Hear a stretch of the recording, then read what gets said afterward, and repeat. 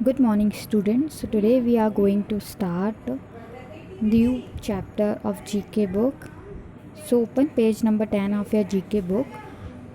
So chapter name is Story Time. Chapter का नाम है Story Time.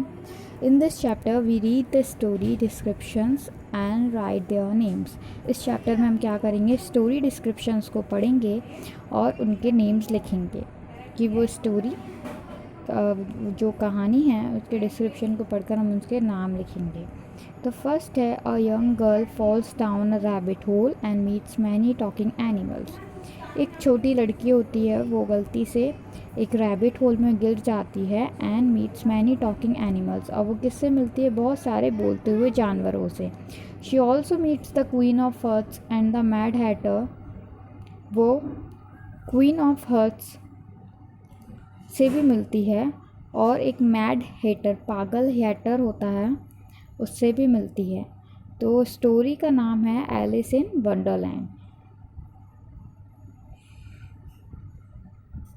तो फर्स्ट समझ में आ गया होगा, एक छोटी गर्ल जो कि क्वीन ऑफ हर्ट्स और एक मैड हेटर से और बोलते हुए एनिमल से मिलती है।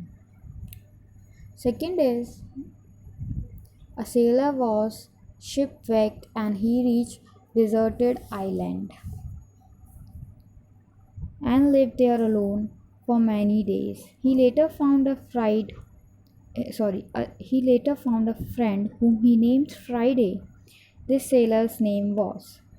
तो सेकंड जो है उसमें एक नाव चलाने वाला नाविक होता है जो जहाज़ पर चढ़ गया था, मतलब जो सेल करता है, नाव को बोट चलाता है, ठीक है, वो नाव पर चढ़ गया था। शिपव्रेक मतलब नाव पर चढ़ना, जहाज़ पर चढ़ना। वह एक निर्जन द्वीप पर पहुंच गया।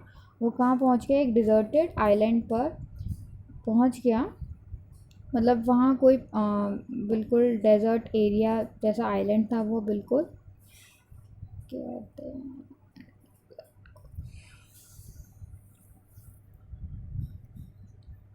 वो एक रेतीला आइलैंड था, वहाँ पहुँच गया एंड वहाँ वो अकेला रहा बहुत दिनों तक। और फिर उसने एक फ्रेंड ढूंढा जिसको उसने नाम दिया फ्राइडे। सो उस सेलर का नाम क्या था, उस नाविक का नाम था रॉबिन्सन क्रूसो। सो इसके आंसर्स मैंने अभी लिखे नहीं है वीडियोस में, मैं आपको बाद में सेंड कर दूँगी, अभी आप इसको अच्छे से समझिए। थर्ड इज़, ये इस तरीके का था जैसा पिक्चर में दिखा है। Third is this king hid in a cave after losing a battle. एक राजा युद्ध हारने के बाद एक गुफा में छिप गया। He saw a spider trying endlessly to spin a web. उन्होंने देखा कि एक मकड़ी एक वेब मतलब एक जाल बुन रही है, मतलब जाल बुनने के लिए वो बार बार कोशिश कर रही है। तो फिर वो उस मकड़ी से बहुत इंस्पायर्ड हो गए, प्रेरित हो गए, और उन्होंने सोचा कि मैं अपनी लड़ाई भी कंप्लीट करता हूँ, जैसे ये मकड़ी बार बार ट्राई कर रही है। तो he kept fighting till he finally defeat the enemy. So वो क्या हुआ, फिर बाद में फिर से वो लड़ने चले गए फाइट में, और फाइट करते रहे जब तक उन्होंने अपने दुश्मनों को हरा नहीं दिया। तो उस किंग का नाम था रॉबर्ट ब्रूस। जो रॉबर्ट ब्रूस थे, उनने एक स्पाइडर से इंस्पायर्ड होकर अपनी लड़ाई को कंप्लीट किया और अपने एनिमी को डिफीट किया।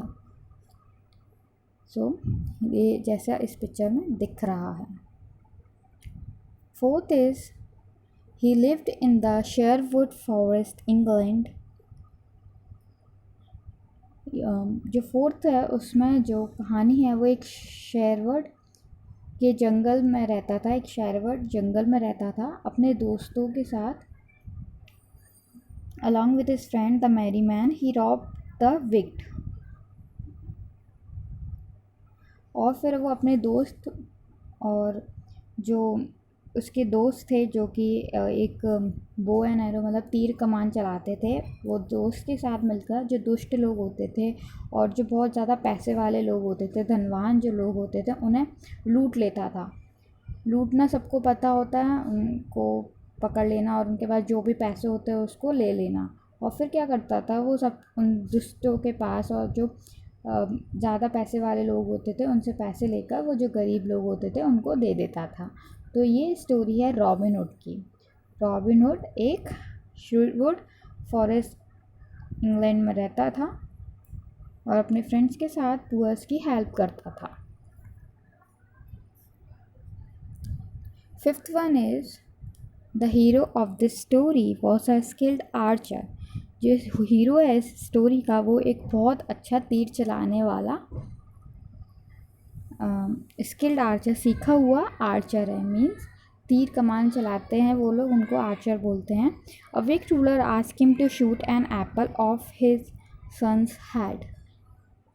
और एक फिर क्या हुआ, एक दुष्ट शासक ने, मतलब एक दुष्ट राजा था या वहाँ का कोई शासक था जो वहाँ शासन करता था, उसने बोला कि मेरे बेटे के सिर पर एक सेब रखकर उस पर तीर चलाओ, उसको शूट करो, मतलब जो सिर पर एप्पल रखा है उस एप्पल को शूट करो। The hero did this easily.